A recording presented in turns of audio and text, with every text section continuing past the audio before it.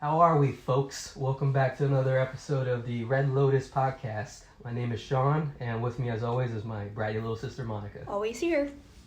Always here. Always. Boy, do we have an exciting episode today. As we promised, we will be talking about politics and the election, all the craziness that's happened in the past week or so. Let's get it done. Let's just jump into it. Ready for this, Monica? Let's just jump into it. I mean, I did kind of if it's okay with you, I did kind of want to make my, political philosophy clear to everybody, so that way. I think we should I don't know. I feel like we should start off by telling people who we voted for. I feel like that's probably the easiest way to start it. That's a fair point. So, if you want to go first, I think everybody knows who I voted for already. Yeah, you mentioned it last week that you voted for Trump. You are a registered Republican, but you identify as libertarian. So I don't really feel that conservative is a fair identification for me. Yeah. As of lately, I don't really think that libertarian is also a fair identification, but it's easier. And I've been struggling back and forth between certain issues for the past couple of years, and sometimes I describe myself as a classical liberal as well.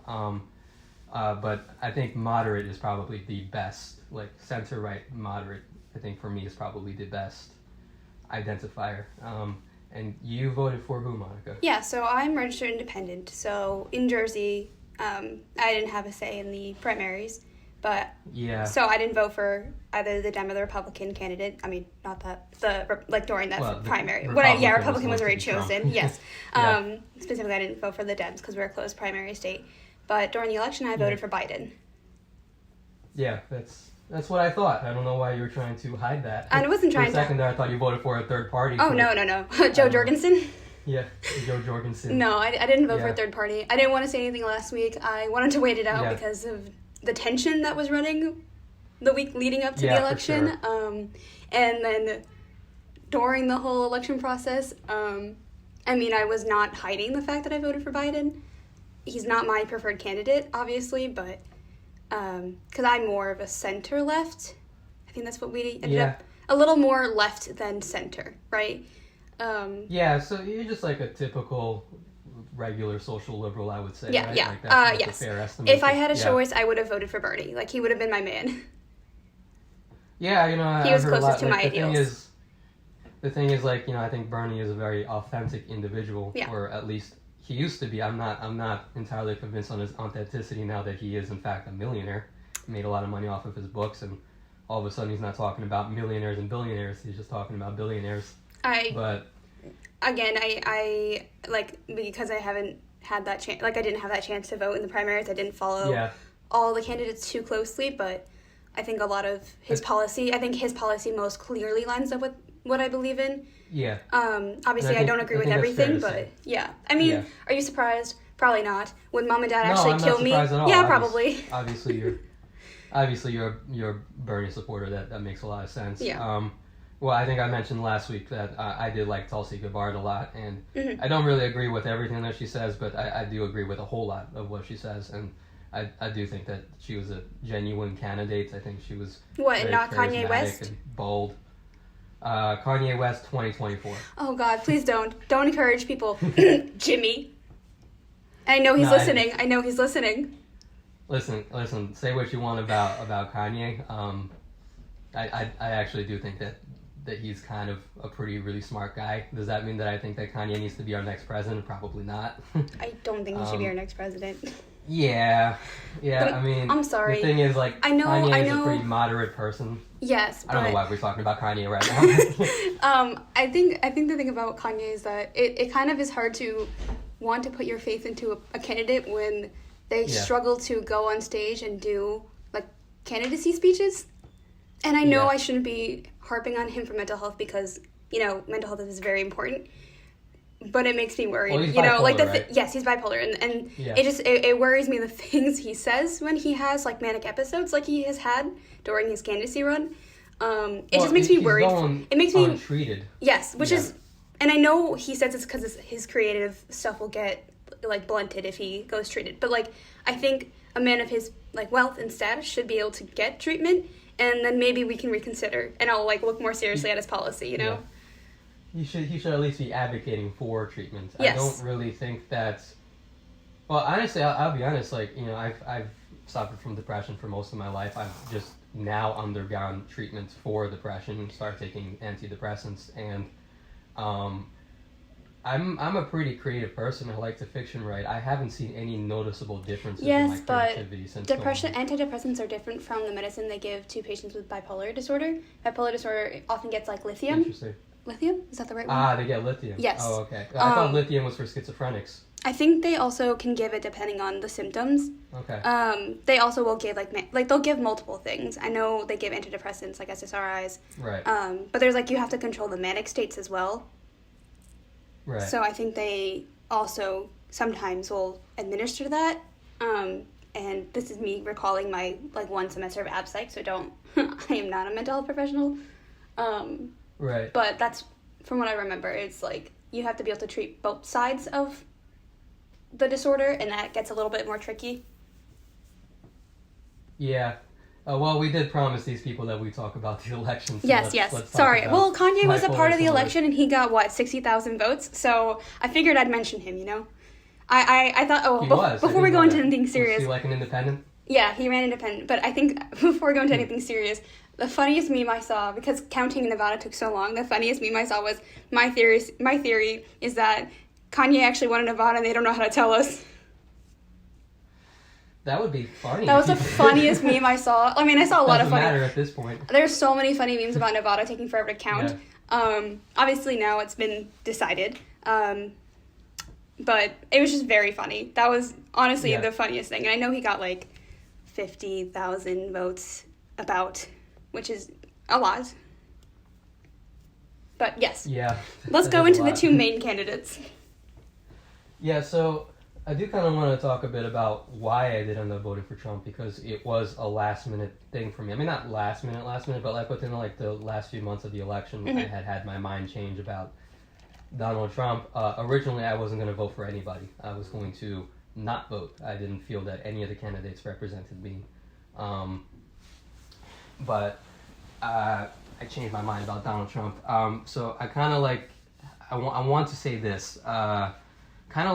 I guess you could say my first principles and kind of the things that I revolve my political opinion and my day-to-day living around is the idea that every individual out there is inherently born with certain rights that I believe is intrinsic to all of us as human beings, and those rights being the John Locke principles of life, liberty, and property, which is essentially you have the right to live without being assaulted or battered against. You have the right to do whatever you want, and you have the right to own whatever you want, so long as you don't violate other people's rights. And that's the converse of a right, if you will, is that, for every right that you have, you also have a duty, the duty being not to violate other people's rights. And that's kind of how I view governance and how I view my day-to-day life and how I live. And I try not to, assault people, for example. I try not to steal things. I try not to, do something.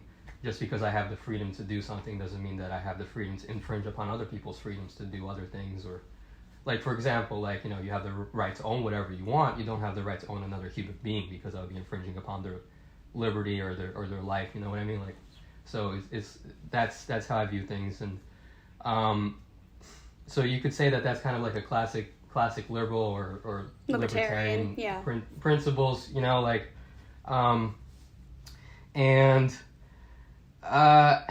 I've seen some concerns. So I think it used to be in this country, the religious right would try to govern based on moral principles. And I don't see that the government should be there to,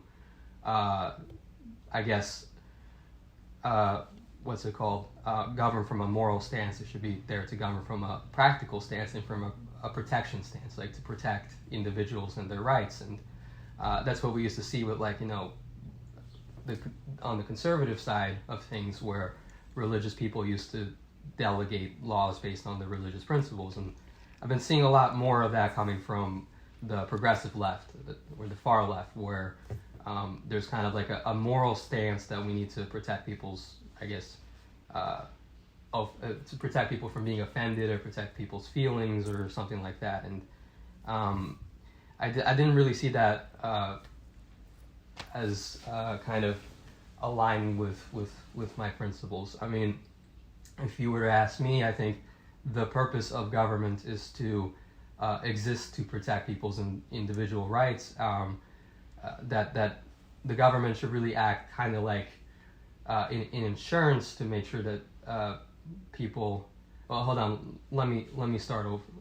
You might have to edit some of this out. No.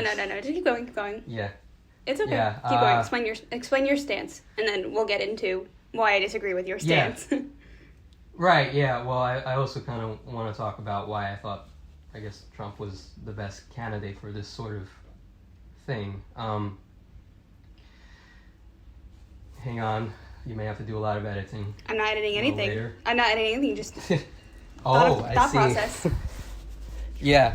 So you got. Well, that's the thing. I think you got to give people the opportunity to kind of like get their thoughts together. You've had a chance to get your thought together. We've already discussed a little bit through text messages, and I know you have some thoughts together about like your general political thoughts. Yeah, it's just like I'm more nervous to put it out there on a platform. I'm gonna. You're the one who wanted to do this conversation, Sean. Of course. So basically, my thoughts is that there should be a conversation in governments about public goods, about what the government should do to protect rights, and the government programs that exist should be non-rivalrous and non-exclusive. In other words, that they should benefit everybody, and that the government should not exclude people from their benefits. So a classic example of that would be something like the police or emergency services, maybe even like the military, for example, where basically everybody can benefit from, let's say, the fire department, because the fire department, if your house gets on fire, the fire department can put out your house. Everybody benefits from that, and nobody's excluded from that. Mm-hmm. So like that's kind of like my baseline principles. If you were to ask me something like, well, do you think something like taxation is theft? And I would probably say something like, yes. Yeah. Yes, I would probably you would say yes.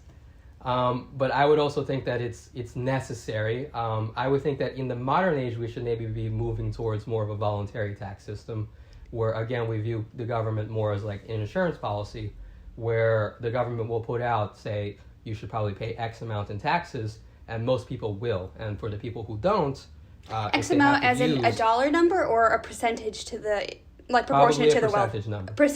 Proportionate to their income, right?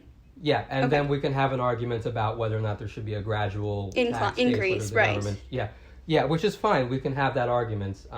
But I think that it should, in essence, be voluntary in that if you don't want to pay for your taxes, but you do need emergency services, you get the bill, just like going to the emergency room, like when you don't have insurance.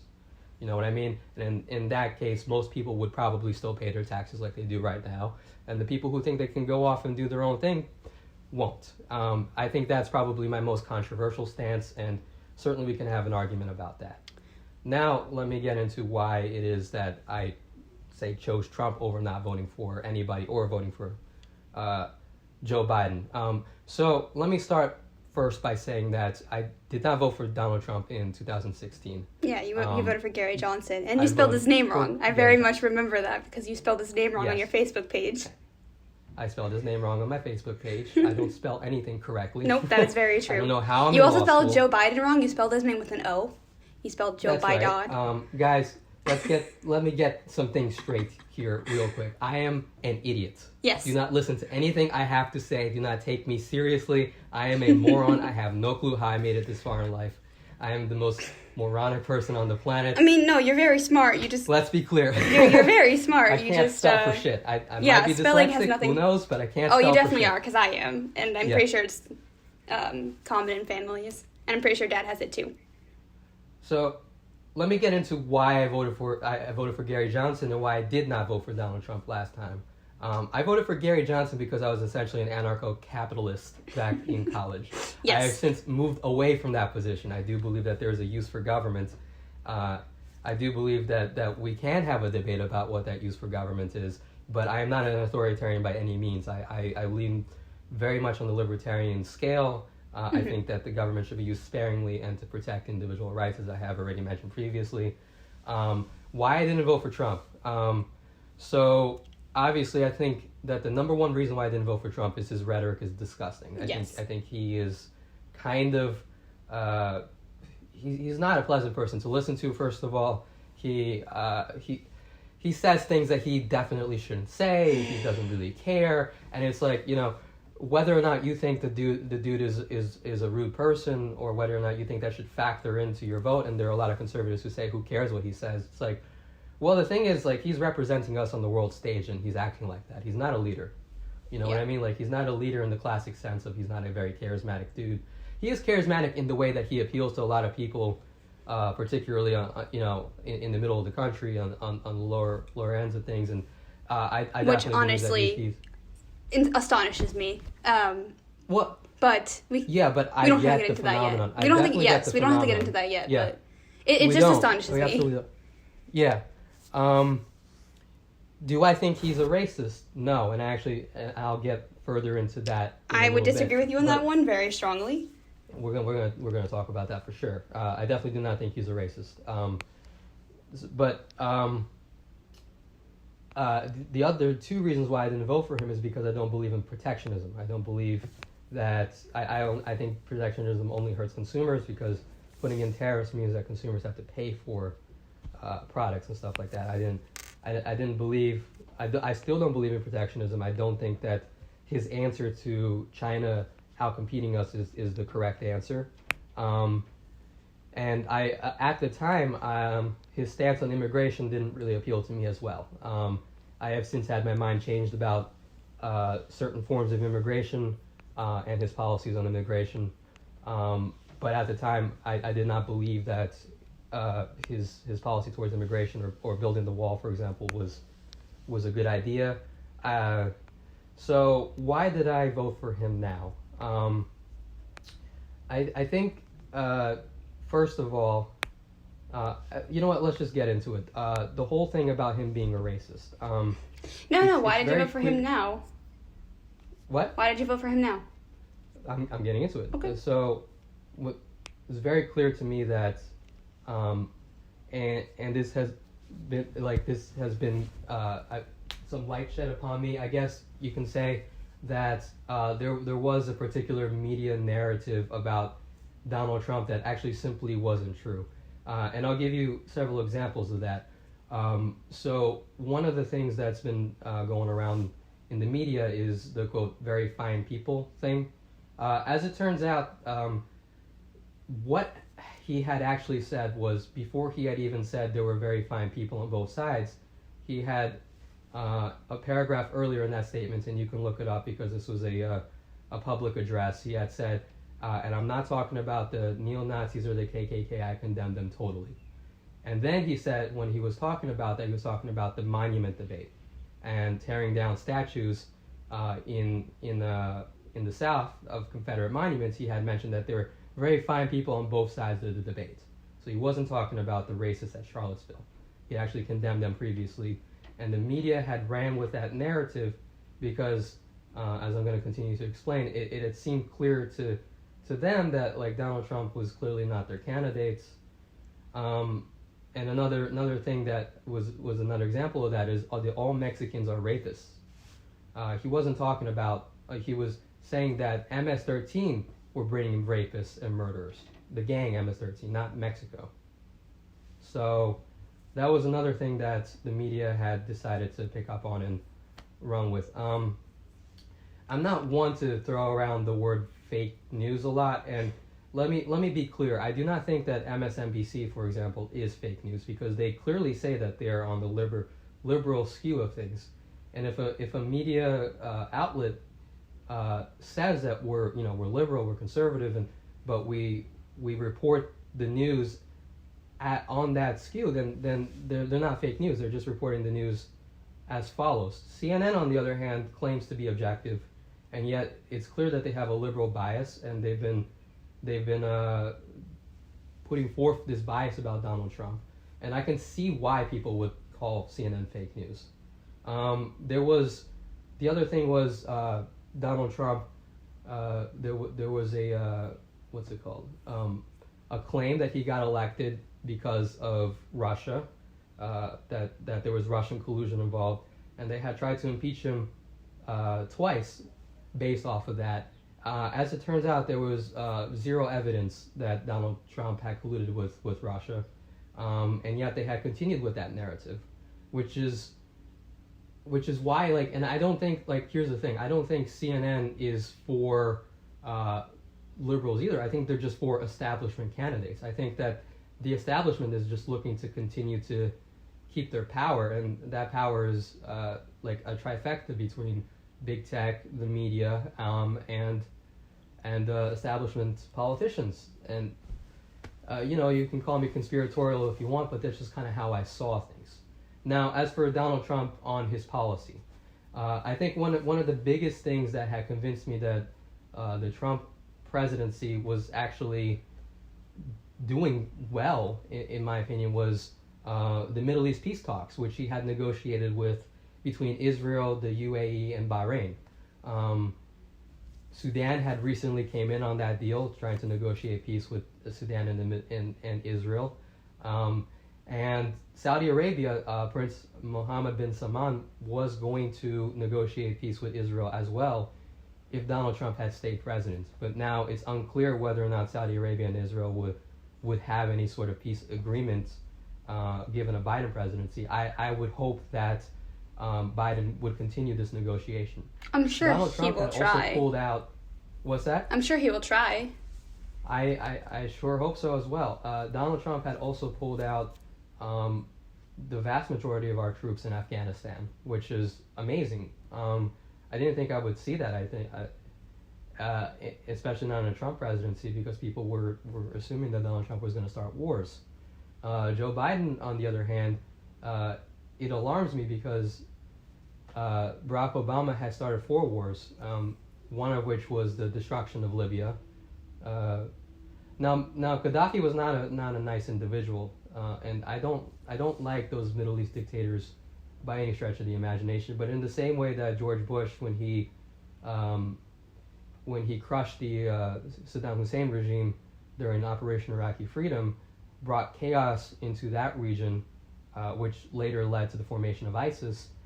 Barack Obama crushing Gaddafi in Libya had brought chaos in Libya. Now Libya is in the midst of a civil war. And on top of that, the African slave trade returned to Libya as warlords in Libya go down into West Africa, capture people in their villages and bring them up to sell to rich Libyans, which is not something I want to see. I don't like these countries, not one bit, but I really do feel like Joe Biden is probably going to take us to another war. So there's that. The Trump economy was doing great before COVID. Yeah, seeing things like... This is where I'm going to... All right, that's where I'll start to get into my reasons for disliking him. So keep going. Do you mind if I finish up. Well, you were seeing things like all-time high black-owned business ownership, all-time low black unemployment, unemployment across the board. Unemployment was close to like 2%, which is unheard of. I think unemployment as a whole was 6% even during COVID, which is pretty crazy. No, it was definitely higher. About. It was higher. I believe it was higher. I heard that statistic from somebody, and I don't think that's true. But yeah, it was pretty crazy, the kind of unemployment. He brought back jobs to places like the Rust Belt that were going to never see jobs again, and a lot of that had to do with protectionist policies with China, which I don't agree with. But at the same time, it's kind of like it's like I don't really know what to make of that, because I don't believe in protectionism. I think it hurts consumers as a whole, but at the same time, it did bring jobs to the Rust Belt. So that was kind of that was different.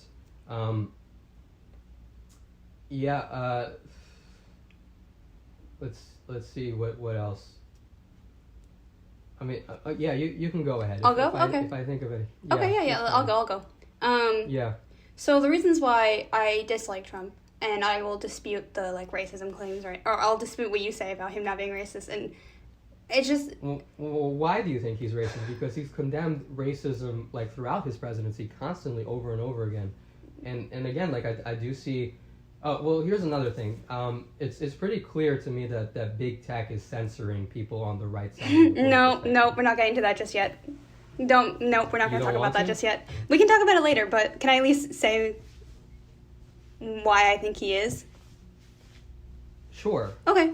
I mean, you've seen how BLM has basically, like, spiked. Like, you know, obviously it's always been a thing, but it became more mainstream in this year, especially during, like, May with the death of George Floyd. And right, yes. It was interesting to see. There were very peaceful protests happening in DC, and there still are. They've been peacefully protesting for months. I mean, you obviously don't see media coverage of it because the narrative has died down, which is a whole other thing on its own. We're not going to get into that because, you know, it's interesting how, people are being that was activists like, to be. I they're lived being in New York City, and the narrative that the media made, and so this is what they were saying, right? 93% of all protests are peaceful. Yeah. Which I believe. The other 7% were not peaceful. Okay. And they were I will give you a devil's advocate. I saw the rioting firsthand. Can I give you a devil's advocate for why you can't really condemn rioting in this case? Why? You should always condemn violence. Yes, obviously, but Black people have been living, and people of color, other people of color, have been living in a system that has kind of always oppressed them, you know, from being built on slavery to just, you know, like, ghettos and, you know, unemployment, and once you're in, it's hard to get out of it, right?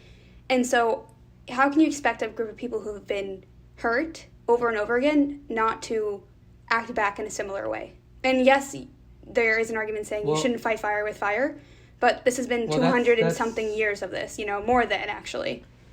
Well, I mean, because of agency and autonomy. I mean, do you really think that Black people and white people don't have the same type of agency? Yes. I mean, they are responsible for their actions just like white people. I mean, absolutely, but otherwise. Absolutely, but we've talked about this before personally, but, like, you see how the prison system is built against Black people, and even just generally the justice system, people's internal racism. By the way, I forgot, that's another thing that Donald Trump has done is he's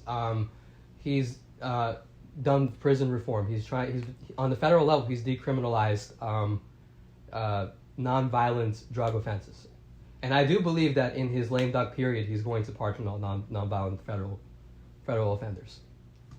So, okay, Donald Trump has actually done a lot. Can I keep going? Yeah. Thank you. As I was saying, like, yes, there are some unpeaceful, like, there's been some riots, and like I said, you can't expect them not to fight fire with fire in a, you know, when there's been police brutality against them. But going back to DC, like, in DC, well, Sean, please let me finish. Sean, by the police than Black people do. Sean, I did not interrupt you. Can you please let me speak? Sure. Thank you. I'm trying to be calm with this, and I'd like to get my point across, and I don't want you interrupting me because I want you to hear what I'm saying. Cool? Okay. Okay. In DC, there's been peaceful protests, and there's still been peaceful protests. Like, going into the election, it's been months, right? Daily, basically. And just at the height of all of it, there was a time when, and it's just like it spoke so much to his character, I think. There was a time when they were peaceful protesting outside of the White House, which you are allowed to do. You know, it is your right. Freedom of speech. And nothing was happening. And because Trump wanted to give a speech on like a church or something that he doesn't even attend or something. I don't know what the whole story was on that side, but he wanted to give a speech, and so he ordered his guards, besides the fact that he already had boarded up the White House, which is just very funny, and he's done it multiple times in his presidency. I think that's hilarious. That's just a whole other story.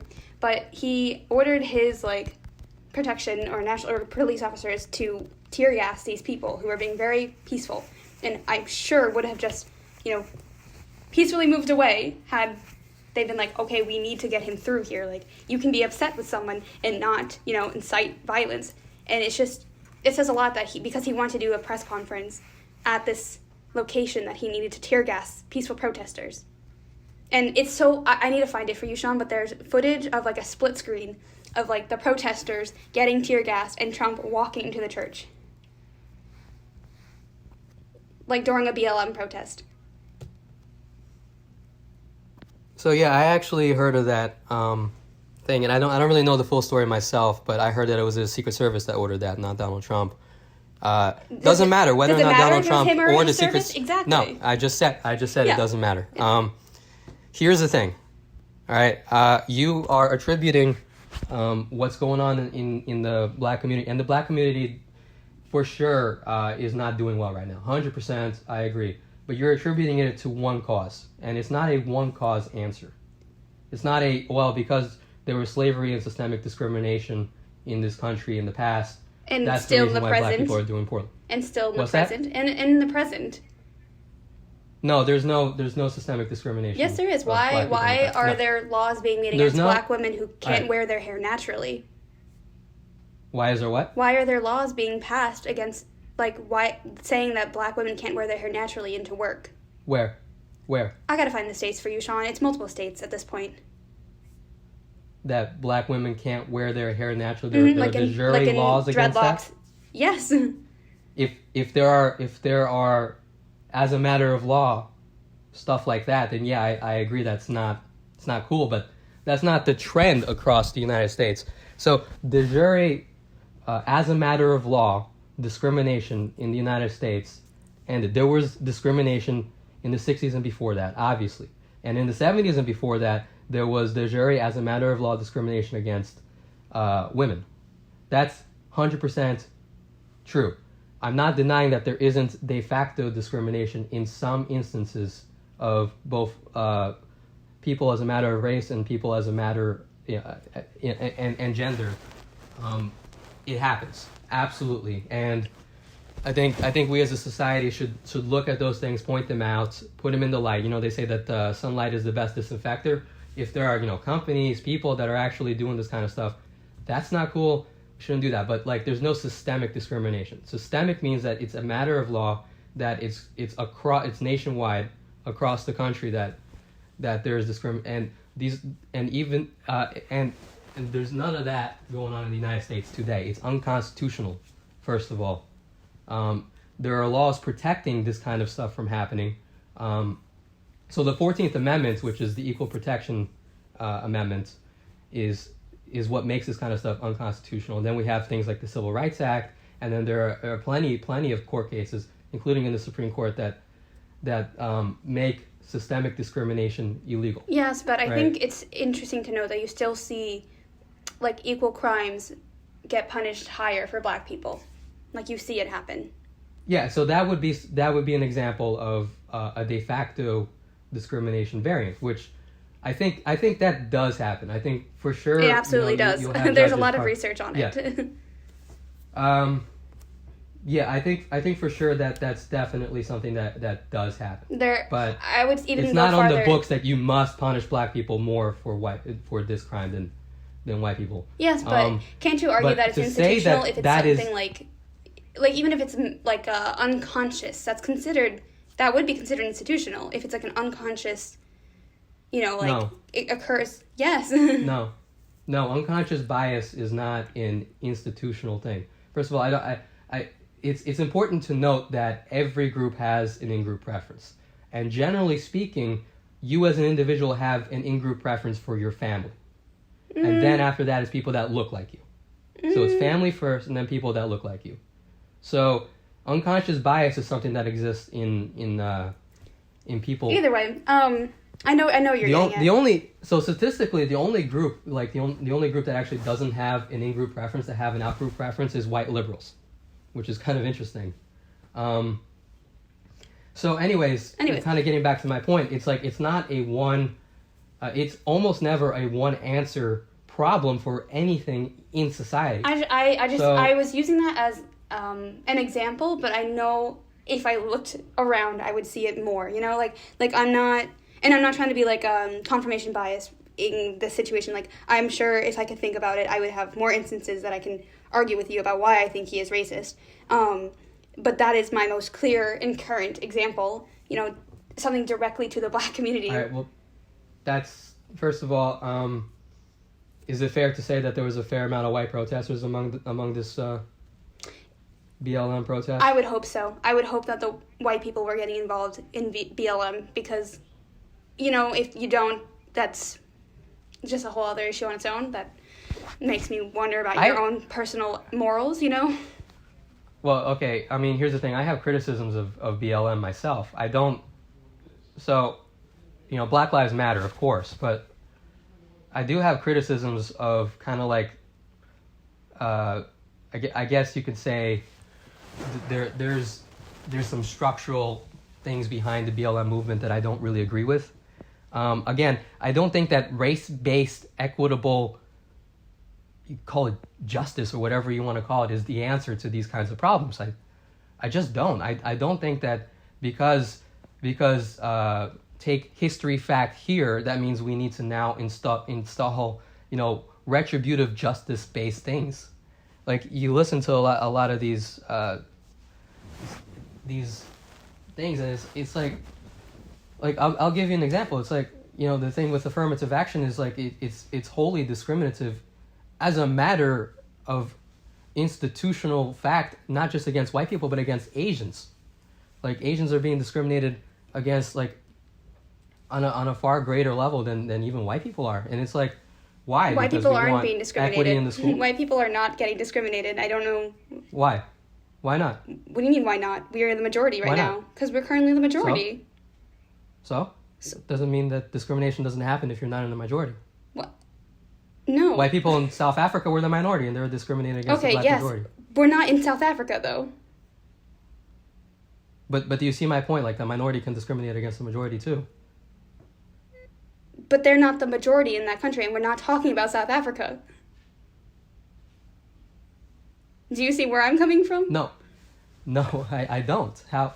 You can't discriminate against the majority. Damn it, why does this You can make happen? jokes. Like, like when they say, like, reverse racism is not a thing. Because it's not. It's not. You can't be racist to white people. Like, white people have had the privileges throughout history, so you cannot be racist to a white person. You can be... Like, you can say rude comments to them, and that is rude, but it's not really discrimination. Monica, hang on. Monica. Yeah. You have to repeat what you said. I lost connection. My computer just went off. I don't know where.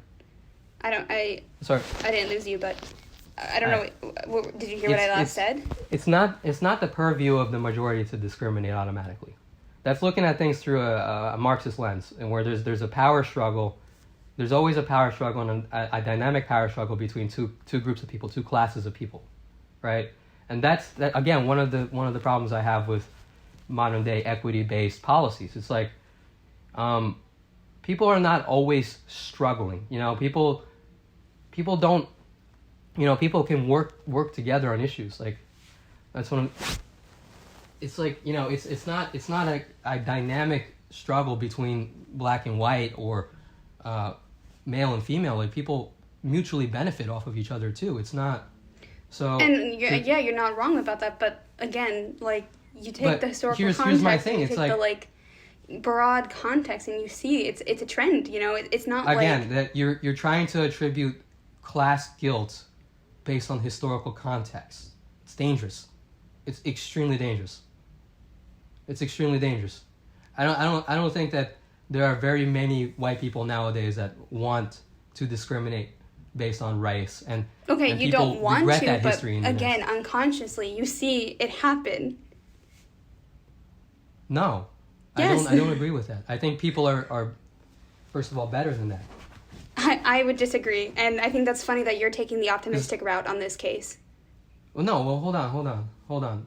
We live in a meritocracy where people can do whatever it is that they want and get to whatever position that they want so long as they work hard. Do you disagree with that? I say it's, in principle it works, but in practice, in theory it is, yes, we have that in place. In practice, I don't actually see that, always working in our system. Okay, so why doesn't it in practice always work? I mean, you see in, like, with homeless people, it's hard for homeless people to get out of being homeless and, move into a house because, they don't have the resources to go out and, like, buy a suit and go, like, interview for jobs. So it's, like, it's consistently hurting homeless people. That's a fair assumption. It's like once you're at zero, it's really hard to build zero. back up. Yes. Yeah. And our systems in place aren't really helping these people. What I'm trying to say, though, I'm not talking about homeless people. I think you and I can talk about the merits of how we can help the disadvantaged and the poor all we want. It's like that. I would agree with you on that. Like, we need to do something. But you realize, what I disagree with you. But what I disagree with you with is the pure fact that somebody is of a different skin color than you does not determine whether or not they're going to be stuck at zero forever. It doesn't determine it, but we see in America that more often than not, the low-income communities, maybe not given in the Midwest, it's a different story because most of the states are white. But looking at the East Coast where we live, most of these poor communities happen to be black or brown communities. I would disagree with the brown fact of it. I think that Indians and Middle Eastern people I'm not saying specifically. Do very well. I'm saying people of color because brown can also mean Mexican. Brown can also mean like Latino or Latinx, right? It can mean I also think that Latino communities do very, very well in this country. It depends where you are. There's a lot of small business ownership in Latino communities, and I also think that a lot of Latino communities suffer from the same issues that Black communities suffer from. And I think that the primary reasons for this is not race-based discrimination. I think it has to do with single parents, and I also think it has to do with the failing education system. I think that those two that's a whole other story we can get into. I disagree. I agree with our failing education system. And I 100% agree that the education system in this country is abysmal. It's terrible. It sucks. Yes, and that is a systemic problem in this country. I would agree with you 100% there that the education system in the United States is a systemic problem. But it's not a race-based systemic problem. It's a systemic problem because of bad policies. It's partially, yes, but I would still argue with the idea that you see these poor communities are like black, and often black communities are poor, are in these poor communities. They use the term like intercity. They really mean like poor black communities. Well, and so we've talked about this before. But a school district that doesn't hold up. A school district that doesn't test well will not get funding on the state level. And so when they don't get funding, they can't get better teachers and better funding. And so they will continue to test poor. It's a cycle. You see this happen in black and brown communities. Of course, and that's something that we need to address. Yes, completely. That is something we need to address because that continues to happen. So do you agree with Betsy DeVos being put into power for education? Hold on. Can I address that real quick too? It's like you see that in poor white communities as well. You do, and I'm not saying that's what I'm saying. Irish ghettos in Boston. I'm not saying you don't see. Know. Well, I know. I'm not saying you don't see that in rural communities in the South. Yes, and I was saying specifically for where we live on the East Coast. New York, New Jersey area, tri-state area. Again, Irish ghettos in Boston. Yes. Same problem. Sean, and I'm talking in our community specifically. Yes. I understand like states like Kentucky, states like Nevada have awful education levels. I'm not disagreeing with that, but you have to keep in mind that those states are like 90% white. Obviously, their communities that are poor are going to be white. Yeah, exactly. You just kind of answered that for me. It's like no, but you're not listening. But in the communities where in the states that have a more even split, like a 50-50-ish split between white people and people of color, you see that more people of color are in the poor, are in low income areas and are in the areas where they have low education. Am I being confusing? I feel like I'm making myself clear. You still see pretty large amounts of white people in poverty in these states. Yes, because we have more white people in the nation. So obviously, statistically, if you're looking at that, but you're ignoring those people. But you're ignoring those people based on the basis of race. I'm not ignoring those people. I'm saying I'm acknowledging that yes, these people all suffer from the same issues, whether it's systemic or whether it's cultural, and those issues happen to be because school systems suck. That's not what I'm arguing. 70% of these communities are single-parent households. I would disagree. That has to do with being a single-parent household. Why? You don't know that. How do you know that? The biggest factor to success is a dual-parent household, and I'm not saying that it necessarily has to be a mom and a dad. I'm just saying that having two incomes, for example, is way better. having two people to raise it does, kids, way better. That doesn't mean that. And I'm not saying that single mothers don't do a good job. You're going to be automatically better off. You can have two parents working minimum wage.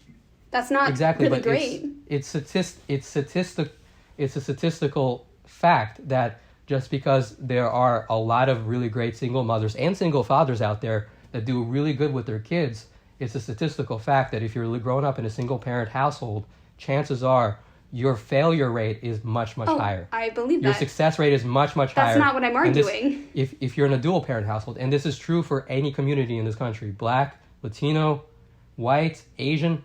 That's not what I'm arguing, though. And it's I'm not race-based. arguing having single versus dual parent households. I'm not arguing that. Well, why aren't you? I'm well aware that's an issue. That's not what I'm trying to bring up as a point. Well, I understand that, but why aren't you? Because a lot of the problems I see are not necessarily race-based. Because, like you just said, that has nothing to do with race. So I acknowledge that. That's not why I'm arguing because we still see a race-based situation. Like I was trying to explain to you, but you're fighting me on it. I'm not, you're not letting me explain myself.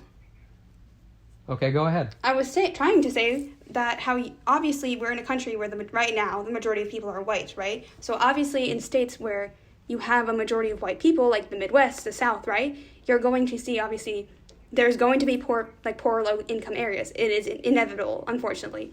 Obviously, those are going to be white people if you're living in a state where there's only white people. But in states like ours, where there's a larger mix, you do see that, most of the communities that are poor or low income, they are people of color. They are, Black communities. That's what I'm trying to explain to you. Obviously, if you look at it probably as a whole in the country, you might see more white people because, well, our country is made of mostly white people right now. And that's changing.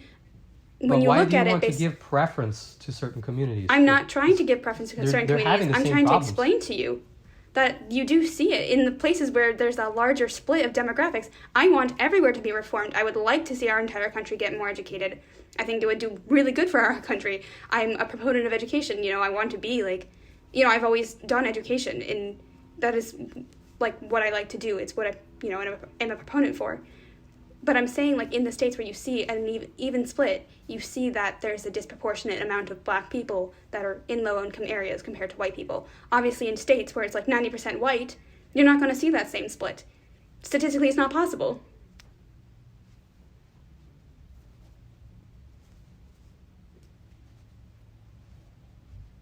Well, okay. I mean, that's fine, but my problem is...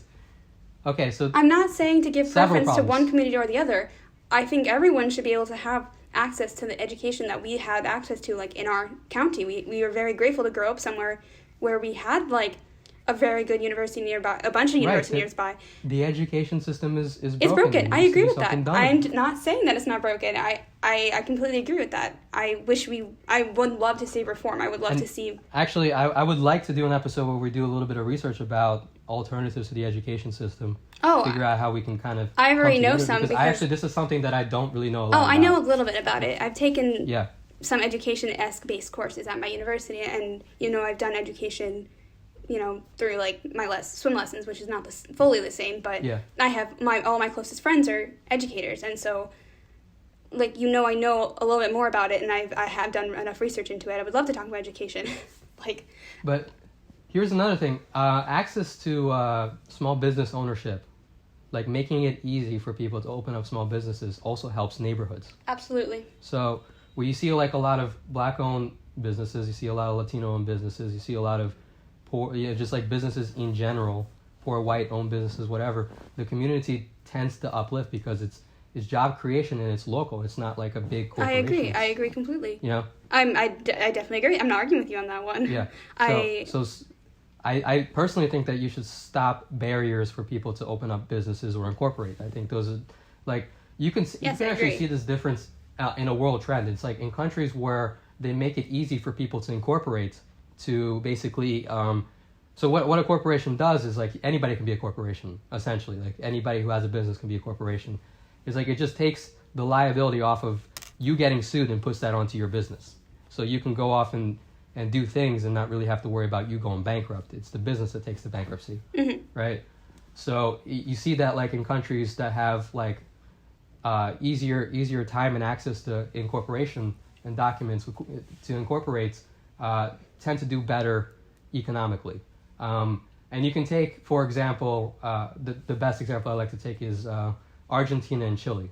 So there's a staggering difference between the two countries in terms of wealth. Like Argentina obviously does not have the best economy right now, and they're going through hyperinflation, and there's a lot of it has to do with bloated bureaucracy, and it's very hard to start a business in Argentina. Chile, on the other hand, it's very easy to incorporate in Chile. It's very easy to start businesses in Chile. Lots of small business ownership in Chile, and Chile has one of the best economies in South America and one of the best qualities of life. So that's one of the great things about, like, I would say I'm not arguing like 50%. Yeah. I'm not arguing with you on that. I don't know where this came from because this is not. No, I'm just saying I think this is a solution to, because what, education? No. No. I think this is a solution to communities coming out of poverty. Yes, not maybe. Individual poverty, but like, to have better access to incorporation, have better access to making businesses it's a good solution. And I think, like, so here's another thing. Like, if you look at the demographics and who voted for Donald Trump, is you saw an increase of people from minority groups voting for Donald Trump. So, for example, he got a lot of like Cuban votes. Yeah, it was close to 30% nationwide. I think it was about 45 to 50% in both Florida and Texas. And that's because business ownership had gone up. You saw Miami-Dade like basically flip red for the first time in its history.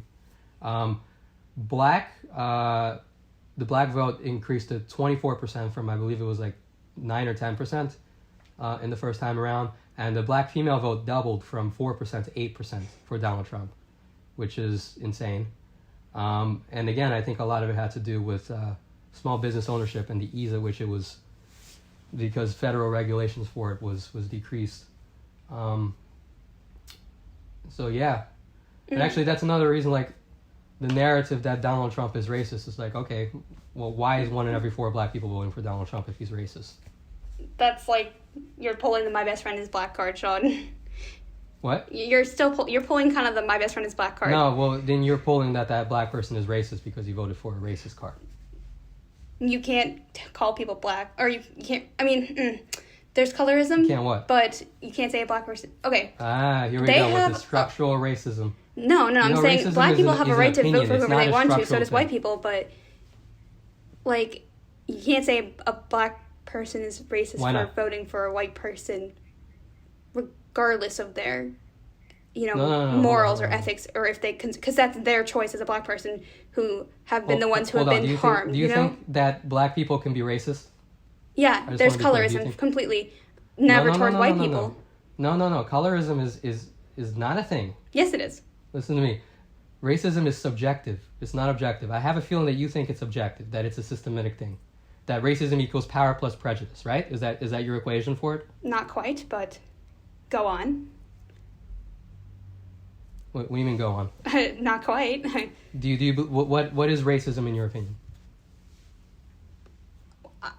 Like, I don't know how to define it. Like, no, but go on. Like, let me hear what you're saying. Like, I think it's funny. We're almost an hour in, and I haven't even said why I voted for Biden yet. So I think that's really funny. Racism is subjective. It's the belief that you are either better or different than somebody else based on the color of their skin. That's racism, right? Would you say that's correct? Yes, but it also involves, like, acting upon the... Yes. Yes, okay, sure.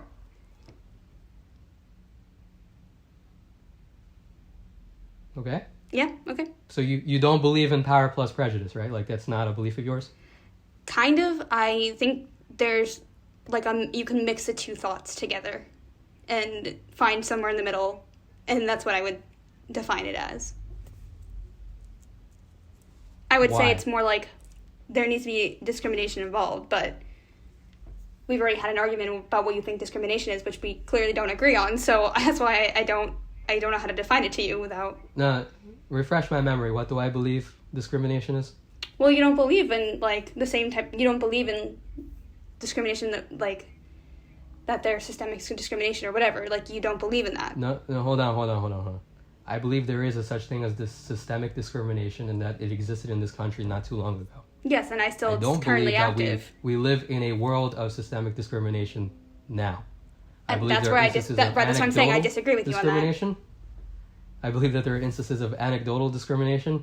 I believe there are instances of cultural discrimination. I don't believe in systemic, de jure, as a matter of law, discrimination.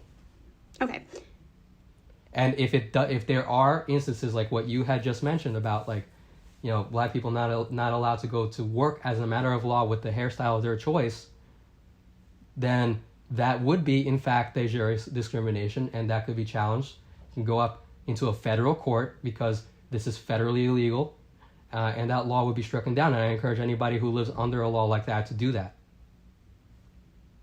Okay. So let's be clear about that. I also do believe that discrimination still exists in the world. Systemic discrimination still exists in the world, in other parts of the world. I think there's systemic discrimination, for example, in the Middle East against Christians. I think there's systemic discrimination, in Russia against the LGBT community. Like, it still exists, 100%. Mm-hmm. But not in the United States as a matter of law, and we have laws protecting against it. Now, in addition to that, I believe that racism is subjective. It is the belief that you think that you are either better or different than somebody else based on the color of their skin, or where they're from, or, their ethnicity, something like that. There is a prevailing belief out there that racism is that plus having institutional power, which I do not believe is racism, first of all. And second of all, I do not believe that people in the United States that are white exclusively have institutional power. That does not make sense to me. It does not make sense to me. Now, another thing, privilege. I do believe that there are forms of privilege in the United States. I think the biggest form of privilege is wealth privilege. People who are rich clearly have more privilege than people who are poor. I'm not saying that because, I think, we should, F the rich and take all of their money. I'm just saying that that's a clear observable fact. I do not believe that people who are white have more privilege because they're white. I do believe that, however, there is a thing called majority privilege, where if you live in a country where you are the majority, you probably have the privilege because the majority tends to rule that country. Or tends to, in most countries in the world, it tends to rule that country. In the United States, it tends to be the biggest demographic in a voting block. Mm-hmm. In democracies, it's the biggest demographic in the voting block. That just happens to be white people in this country. By 2040, it's going to be Latinos. The demographics are going to shift and change. It's going to be people of color in general. Yeah. So, Latinos. It's going to be Latinos. Latinos are going to make up 40%, I believe, and white people are going to be about 30%, something like that. It's going to be a huge demographic shift. Yeah. So would you say that Latinos would have Latino privilege? They would not in that case. They would have the majority privilege. They would be the biggest voting bloc. Which, by the way, Latinos, they don't like being lumped together as one. I'm well aware. That's another thing. I'm well aware. Cubans and Venezuelans tend to have different values than Mexicans. Puerto Ricans tend to have different values. Yeah, you can say that about any group anywhere. Come here that tend to have different values. You can say that about any group anywhere. I don't think someone from Massachusetts, where I am, is going to have the same values as someone from Florida. Exactly. And I also think that it's not fair to lump all black people in the same group. I'm not. For example, I'm not. Nigerian and Jamaican immigrants tend to vote more conservative than those that have been here in the United States for much longer. It's not a monolith of black community, and I don't. Of course not. No. There's never a monolith in any community. Yeah. But we're talking about the majority, like you're saying. We're talking about the majority. You still see a majority swing in a certain way. Of course, and I think we can have a conversation about that. But when you say something like, it's because of white privilege, that's not true, and it's also inherently racist based on the definition that I just gave you. It's majority privilege, which I do believe exists because the majority tend to vote. Which happens to be white in this country. As a bloc.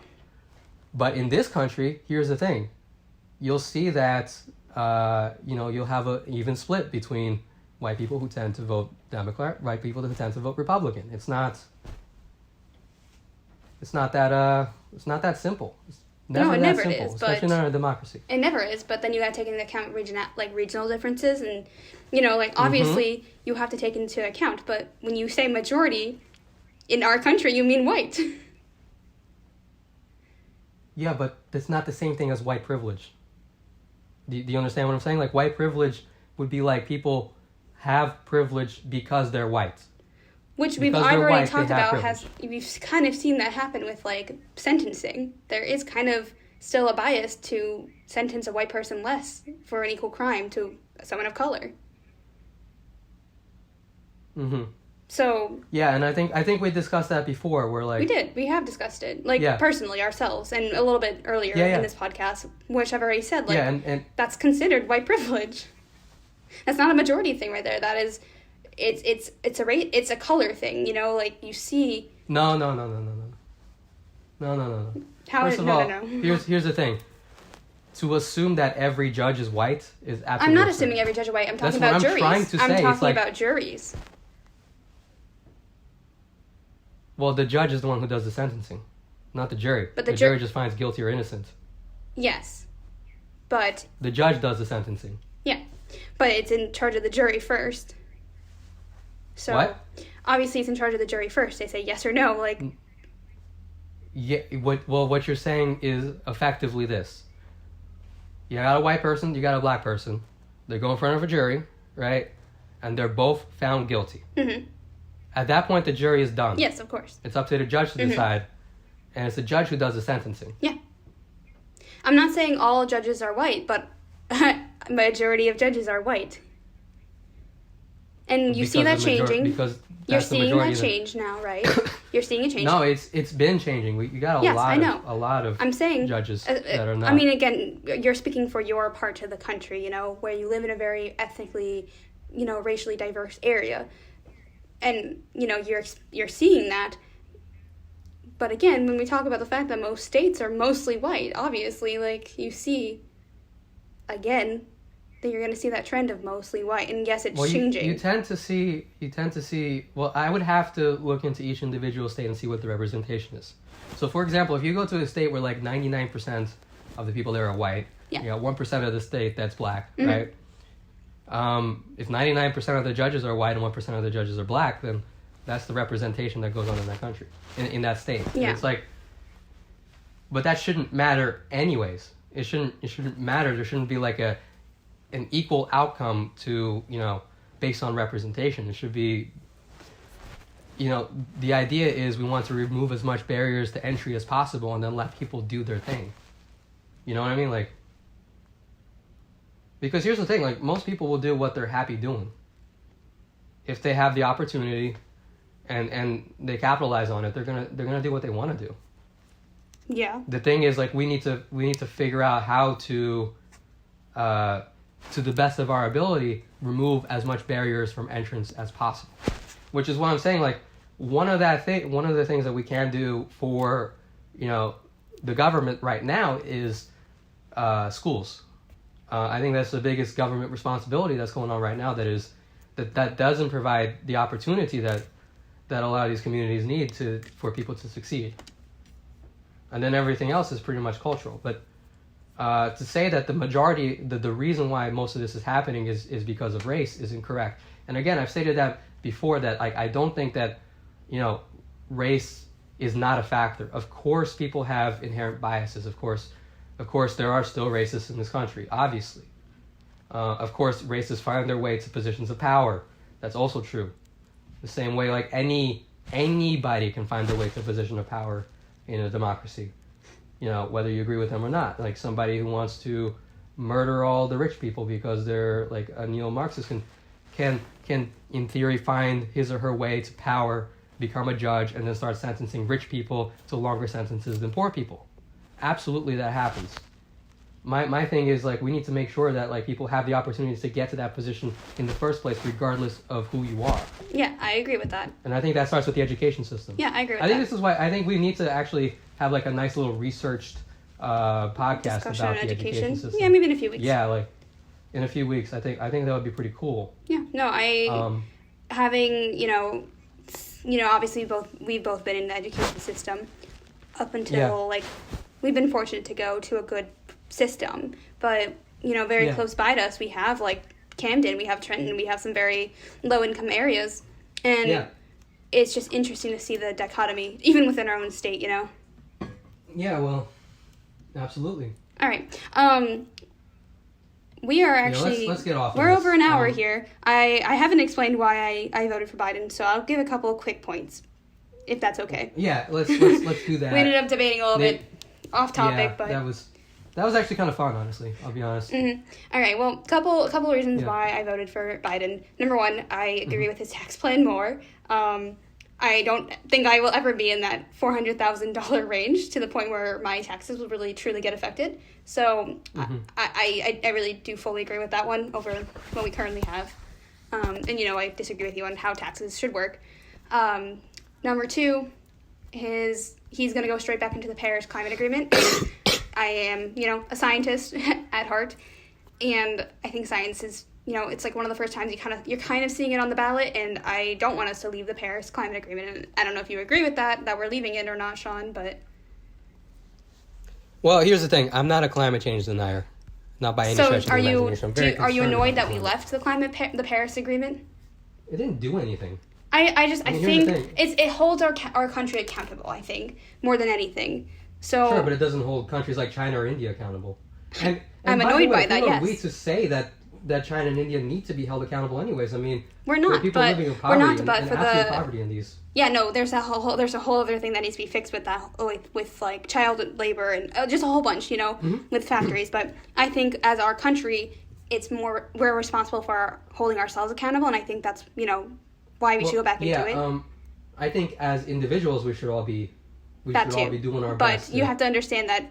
Be responsible. Yes, of course, but it is a thing that's going to take corporate change, or like large manufacturing change. We can do only so much as a consumer, and I think it's hard to expect the person to fix the climate and not these corporations that are causing the issues in the first place.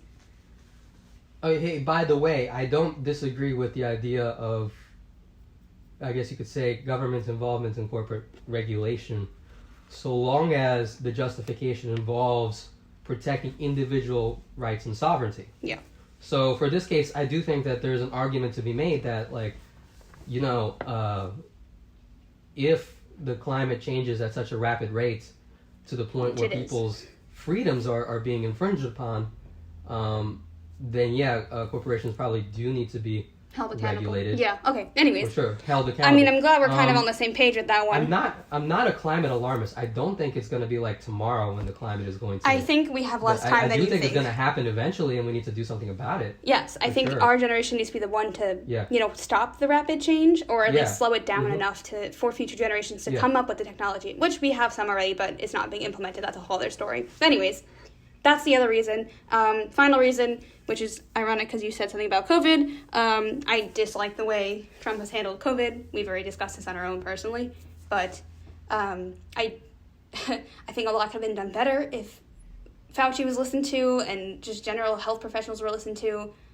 I think we could have been a lot better. Fauci himself said that no president would have been able to do more. Yes, but I know Biden's already trying to implement task force when he gets put into House, which is I think more than what we've been seeing. And as someone who's worked with science and viruses, and I see it, I've we've seen it with other viruses, and I know we've discussed how much it actually is affecting whatever.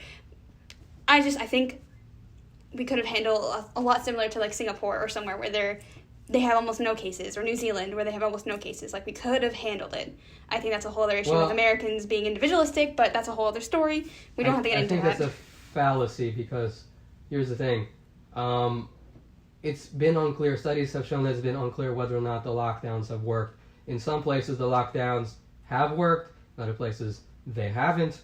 In some places where they didn't lock down, there wasn't really significant changes. In other places where they didn't lock down, there was huge I know, and that's why it's hard to. But Singapore and New Zealand are countries of just 4 million people, 8 million people. They're not 300 million plus. No, they're not. But country. I think I don't know what's going to work for the United States, but not what's happening currently. Clearly. we've been locked down, and but you understand New York City was terrible. Yeah, but you understand we live in a country where people have the idea of individualism is very strong in America, and so people don't want to put themselves at an inconvenience to help someone else they might not know, and I think that's a big issue with America as a whole. And I'm not saying I'm not prone to it myself, but it's like for every right that you have a duty. Yes, and I think people aren't following that duty by not wearing masks and stuff. I think we can probably have a conversation about this separately because there's a lot. Oh, it's complicated. It's a complicated situation, but we can have a conversation about that for sure, because you can argue that your liberty going out there and doing shit, your right to do things, can infringe upon somebody else's right if you give them COVID. Yeah. So I agree with you on that premise. But, yeah. Okay. Anyways, I'm just not entirely convinced. Anyways, those are some of the policies. Yeah. Obviously, there's more. I didn't want to get into too much since we are definitely over time at this point. No, come on, we can go as long as we want. This is our show. No, Sean. That's more time I have to spend editing and exporting. I see what you mean. But I just wanted to give a couple of, because we ended up getting into a debate over a bunch of stuff, and I think you gave a lot of reasons, and I wanted to at least give a couple of reasons. Honestly, you know what I can mention is a nice little unifying thing for the end of this podcast? What's that? New Jersey legalized weed. Yay! We actually, all three of our ballots passed. I heard. Yeah. Also, very interestingly, at Oregon, they decriminalized all, substances, all addictive substances, including cocaine and all the hard substances, basically. And for individuals who suffer from substance addiction, they also legalize weed and are taxing it, and so all the tax money that's being gathered from weed is going to go towards therapy for people for hard substances. Which interesting. I think is going to be a very good system for Oregon, and I would actually love to see that Colorado implemented. made so much money off of weed. Yeah, I know. Much money. I just think it'd be a very good system to implement in other states. The idea of, I just don't like the idea of decriminalized hard substances because substance abuse is a mental disorder, and obviously there's a little bit of choice starting that, but some people are predisposed. It's partially genetic, and I just think the system of using tax money from marijuana to fund people from getting better and hopefully stop a lot of that illegal use, which is now not it's illegal but not criminalized. I think that's a very interesting system. I'm intrigued to know how it's going to work in Oregon. I don't know if you heard about that. Yeah, actually, it'd be nice to keep an eye on that for sure. I'm definitely going to keep an eye on it because I feel like with that, if that's a good step, I think more states will try to go down that route. Well, that's another reason why I actually did vote for Trump, because he was going to federally decriminalize weed and possibly legalize it. So. Yeah, well, states are doing it at their own pace. I now live in the two states I flip-flop back and forth from are both legal, and not that I smoke weed myself. I am actually very prone to getting sick by it, but I think it's a choice for people to do that on their own, and and also the veteran tax got cut for Jersey as well. All the ballots got passed in Jersey. Yeah. So that's nice, I think. All right, one more question. Yeah. It's fair to say that Joe Biden is pretty old. I'm not sure if he's going to run He's doing one term term. or not. He's already said one term. Yeah. I'm assuming he's just going to do one term. Who do you want to see? In 2024? Yeah. Wow. I think it would depend on... Actually, I would want to see AOC, but I don't think she'll be of age. Yeah, no, I don't like AOC at all. I figured you didn't, but I think she's a very good politician. I think she has a way... No. Have you ever watched her, Did you watch her interviews with Mark Zuckerberg? Yeah, I hear she's got a lot of gaps. She's got a lot of what? Funny AOC gaps out there. A lot of what? Gaps, mistakes, oopsies. Oh, I don't know what that's. I don't know about that, but like everything that Trump says is a gaffe, essentially. I hear AOC has a lot of those. I don't think she, is on the same page with him. I think they're polar opposites in their. No, you know what I think of AOC? I think she is far left radical. I think she believes in identity politics, like we had just discussed. I identitarianism. I think for where she lives, it makes sense. I think for what she's New York 14, right? New York 14. I don't think that she would be I don't want to see her as president. I would love to. I think it'd be very. I think she'd be. I think you should watch her interviews with Mark Zuckerberg when they had him for whatever reason it was. I cannot remember anymore. She kind of destroys him. It's kind of funny. Okay. I think you would. Pretty sure I might have seen that. It has to do with like I think Facebook gathering data and like not disclosing information. It was something like not like super political, but like oh my gosh, he went in. It was very funny. I have a huge problem with big tech right now. I think that you would very much like the interview. I will try to find it for you and send it to you, but to anyone watching, if you made it this far, definitely take a look at AOC against Mark Zuckerberg. I don't remember when it was, but I think it was like last year. I'm not a huge Mark Zuckerberg fan, so that's fine. Anyways, I don't think she'll be of age come 2024, but maybe VP. I would like to see Candace Owens run. I think that would be pretty awesome. Where is Candace Owens currently? Like, where does she represent? Well, she has a show. Oh, okay. She doesn't represent anybody. She's Black Republican. I really like her stuff. I can send you her channel. A lot of people are talking about whether or not she should run. Mm-hmm. Will she be of age? I don't remember what the age is. 30 or 35? She's very young. She's like in her early 30s. She'll be of age by the time.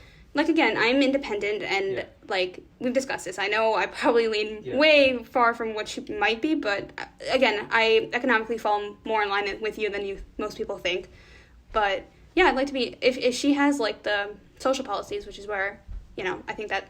Well, that's when I don't want to see the old Republican Party ever again. I don't want to see that. Mm-hmm. I think, for sure, say what you want about Donald Trump, I think he broke that whole religious conservative bullshit thing. I don't want to see any more moral high ground political shit. I don't think it's fully gone. That's the issue. I don't think it's fully gone. I think a lot of the senators senators in the House we have that are Republican, and even some Dems have that like. But the new Republican Party, I think, or the new young up and coming millennial Republicans, don't want to ever see that kind of stuff again. I mean, we're talking about a lot of people that are pro gay marriage. I mean, if everyone can get on a page with women's rights, that'd be lovely. Yeah. But. What do you mean by get on page with women's rights? Let women do what they want with their bodies. There's obviously the abortion debate is never really going to go away in this country. Unfortunately, which is but that's very religiously backed, which is why that's something I would love to see. But if I don't know Candace Owens, but if she is pro-choice, that would be an immediate she's pro-choice. Okay, I think she is. I have to double check. Yeah, but. Here's a lot of thing. Here's the thing. Like, I'm pro-choice myself. Here's the thing I tell people, like, when you have a conversation with a pro-life person or whatever, just understand that they think it's murder. You know what I mean? I know, but then understand where they're coming from. Like, don't just automatically think that it's not. And being a scientist, I think, in my opinion, are murder. I think being a scientist. Like, you literally know that there's no consciousness, it's just a couple of cells, right? Like, until a certain point. And then, at that point, when it's like a fetus, it's usually because there's a complication that could, harm the mother's life. Well, that's those mothers like don't want that. Where I stand, it's like, at some point, you go from no consciousness to consciousness. At that point, I don't condemn it at all. But before that, actually, I want to, because, like, my opinion on this kind of stuff is one of those things that's kind of like, I don't really know where I stand. Okay, we can talk about that more on our own, Sean, but... Yeah, because we don't need to get into another can of worms about something. We can talk about that maybe in the future, but women's rights a whole thing, and I don't know. Anyways. It is unconstitutional as of right now. And here's the thing. Nobody who will ever get elected, who will ever get appointed to the Supreme Court is ever going to overturn it, because the originalists, the ones that are typically Republicans, they don't overturn things that were declared rights because, they're constitutionalists. So, like, something like Roe versus Wade, they will, on principle, never overturn it, even if they disagree with it. Hope so. Right? Let's hope. And then, obviously, the ones that are appointed by Democrats support it, so they will not overturn it. Yeah, okay. The Supreme Court is not in the realm of taking away things are declared rights. Okay. It's never happened in the history of the United States. Yes, okay. So, and before you go on off another rant, we need to finish this up. Yeah, for sure. I know. There's a lot, and we'll do more political episodes in the future. Next week, let's do something a little bit more lighthearted. I think we have some interested... And a little fun at the same time. Sneak peek. I think if the boys are listening, I think Jimmy and Zack would like to come on next week. So Jimmy and Zack, if you are listening to this point, this is your cue to text me and tell me that you are indeed interested. Yeah. Maybe we can do something. Jimmy, Zack, come on. Hey, Jimmy, Zack, we're calling you out. Yeah, we're calling you out. We're calling you. You're a little sus. Yeah. Oh, by the way, I've been playing a lot of what's it called? Among Us. Among Us, yeah, I'm addicted to it now. Of course you are. It's a fun game. It is definitely an addicting game. Yeah. Maybe when everyone's home for Thanksgiving. Red's my favorite color. Oh my god. Anyways, well, what are we thinking about topic for next week, Sean? Well, Zach's got a movie that came out, so we definitely have to talk about it. Is it out, or are they still editing? That's what I want to know. Coming out. I said coming out. Okay. Yeah. So, yeah, we can definitely talk about college life for the guys. College life. Jimmy's an interesting character. Let's talk about all of Jimmy's girlfriends. There's not that many, but sure. All 2 of them. Still one more than me. I don't know the exact number, but sure. Yeah. Unless he doesn't want to, because that's a little invasive, Sean. I don't know. We'll just talk about the guys. We'll get a nice, good chat going. The guys are hilarious. Yeah. You know that, Sean. They're good people. Yeah.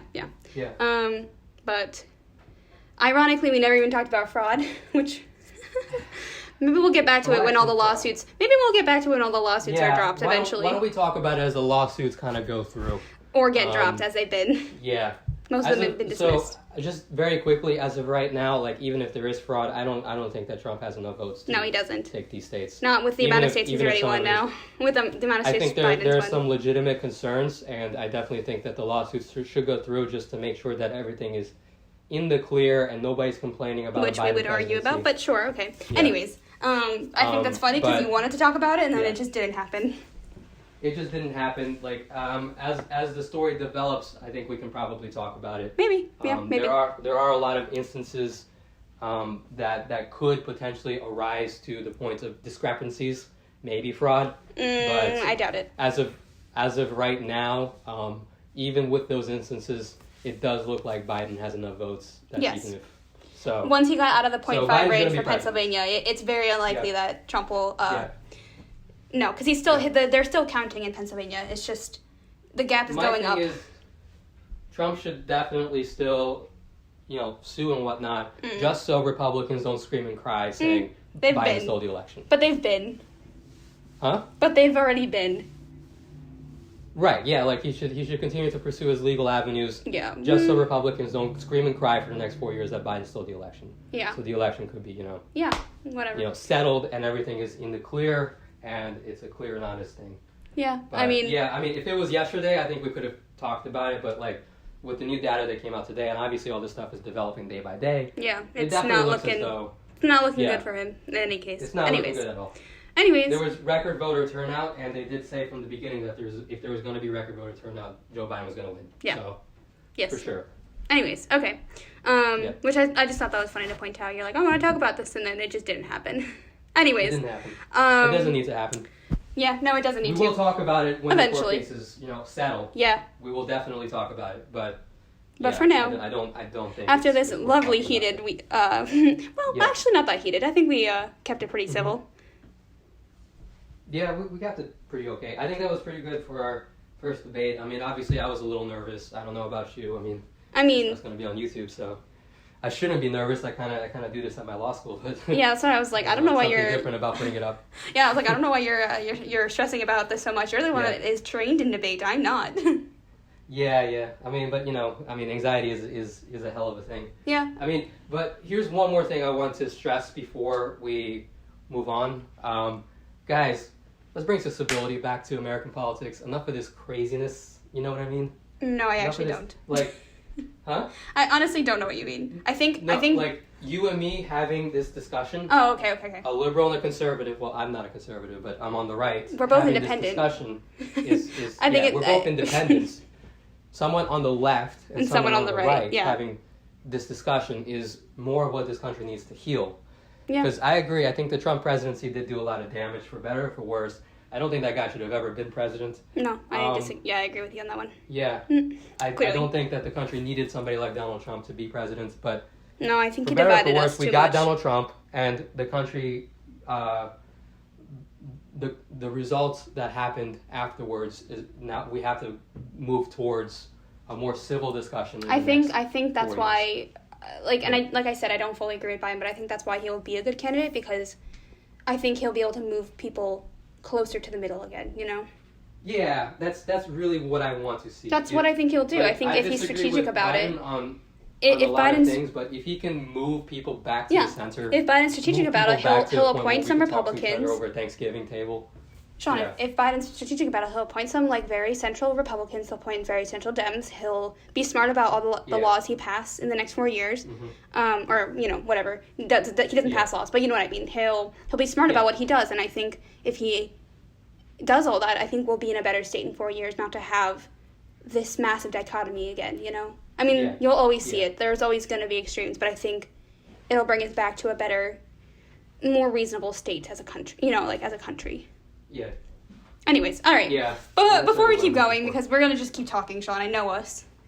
Yeah. Let's finish this out. Let's end this. Mom, you wanna? I'll take us out. So thank you for everyone who's listened in this long. I know it's been another long one. We're gonna try to keep them an hour long, but you know, Sean and I just don't know how to quiet ourselves sometimes. So thank you for joining us on this not so heated but very good conversational debate about the election and our a little bit more into our views about politics. Join us in next week. We will hopefully have a couple of guests with us, and it'll be a much more lighthearted episode talking about college and filmmaking and, you know, education, because that's what Jimmy's planning on doing, and just some more, not our education debate that we plan on doing, Sean, but like, you know, some more lighthearted things, some more jokes. I will once again be surrounded by a bunch of guys, as I always am. But yeah, that's all we've got for you this week. And thank you for tuning in. We hope to see you next week. And that is all.